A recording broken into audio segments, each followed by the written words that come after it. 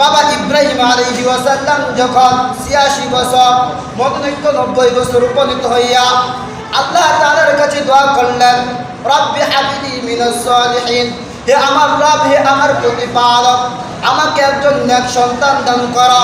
আল্লাহ পাক রব্বুল আলামিন বললেন, হে ইব্রাহিম আমার নবী, হে ইব্রাহিম আমার বন্ধু, তুমি আমার কাছে নেক সন্তান চাইছো, আমি তোমাকে একজন সৎ ধৈর্যশীল সন্তান দান করলাম।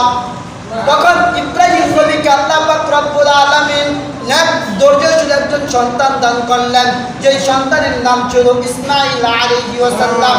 ইসমাঈল আলাইহিস সালাম যখন 12, 13, 14 বছর বয়সে উপনীত হইল, যখন বাবার সাথে চলতে শুরু করলো, এই অবস্থায় আল্লাহ পাক রব্বুল আলামিন বাবা ইব্রাহিমকে স্বপ্নে দেখাইলেন, হে ইব্রাহিম তুমি আমার জন্য অনেক কাজ করেছ, জীবনে অনেক কিছু ত্যাগ করেছ, আমার জন্য অনেক ইবাদত বন্দি করেছ, সন্তান পায়া মনে হয় আমাকে ভুলে যাচ্ছ। আজকে সন্তানকে ভুলার জন্য আমি তোমাকে একটা স্বপ্ন দেখাইলাম, স্বপ্নের নাম হলো তোমার কুরবানি করতে হবে। ইব্রাহিম নবী বললেন, কি কুরবানি করতে হবে? আল্লাহ পাক রব্বুল আলামিন বললেন, তোমার আদরের সন্তানকে কুরবানি করতে হবে।